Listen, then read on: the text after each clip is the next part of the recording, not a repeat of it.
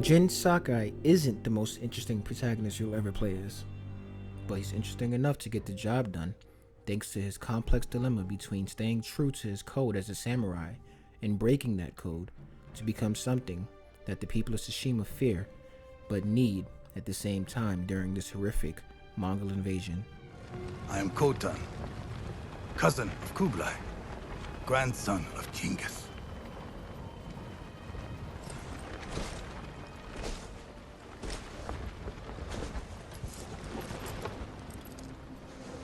Brother, you are a warrior.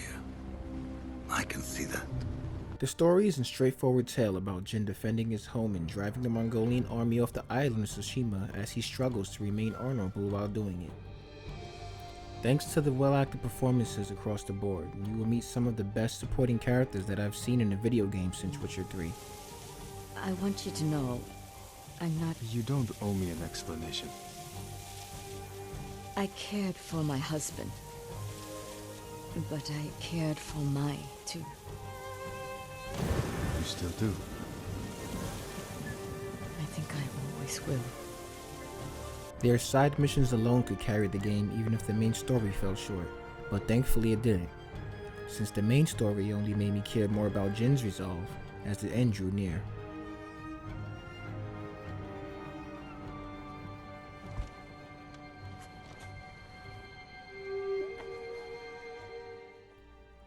The missions are broken down into 3 categories: Jin's Journey, Tales of Tsushima, and Mystic Tales.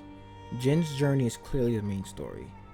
Tales of Tsushima are supported cast quests along with other random characters you may find along your journey.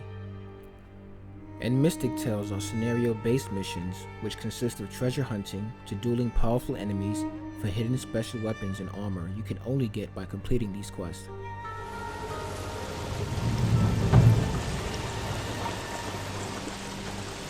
While playing the side content, I never felt like it was just that, side content.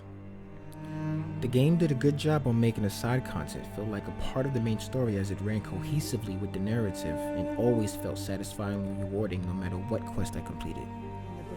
Jin, other than I need to say goodbye.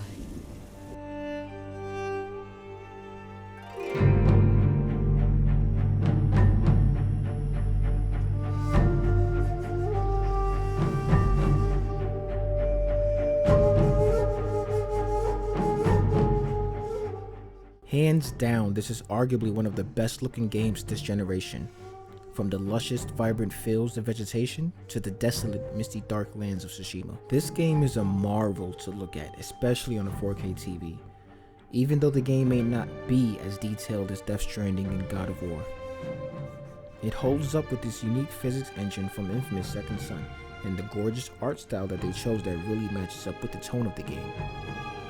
Another thing that stuck out to me was how the wind physics is incorporated in the gameplay in a heavy way, pun intended, since not only is it utilized a lot as an invisible compass, but it also boosts the overall look of the environment as everything around you are effectively moved by it. From vegetation, small objects, and even Jin's clothing, which was a nice touch. You will be using photo mode quite often in this game, trust me. In my opinion, it's one of the best photo modes I've used thus far. There are plenty of options to fiddle with, such as changing the time of day, weather scaling like the position of the sun, clouds, and even down to the particles it's blowing and much more. There aren't enough good things to say about the graphics besides you'll need to see it to believe it, and make sure you're playing this on an HDR TV to see one of the best visuals Sucker Punch Studios has ever offered.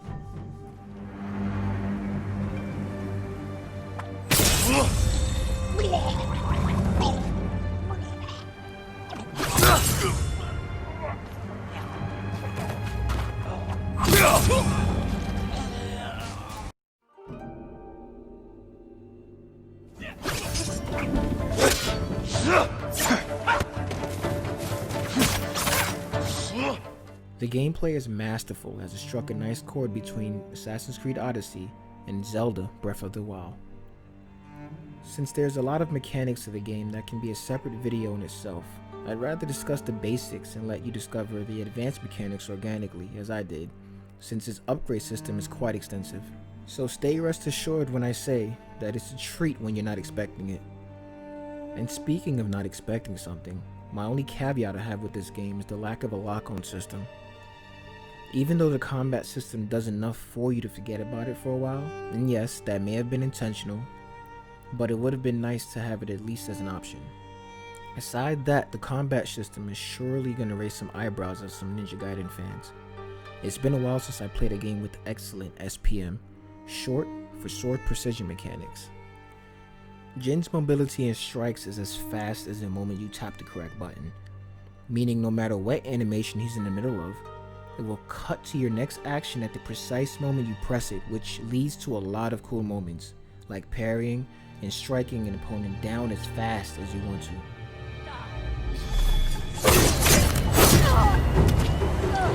You are a great warrior.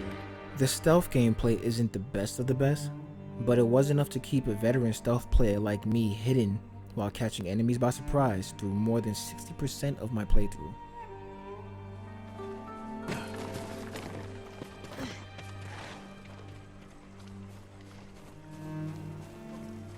That man is an idiot. Who killed these Mongols?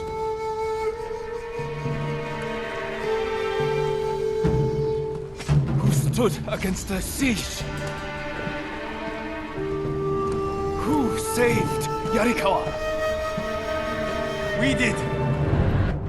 Ghost of Tsushima is one of the best, if not the best open world games I've played this generation. Sucker Punch Studios has proven from time and time again that they are one of the best and one of Sony's top tier developers.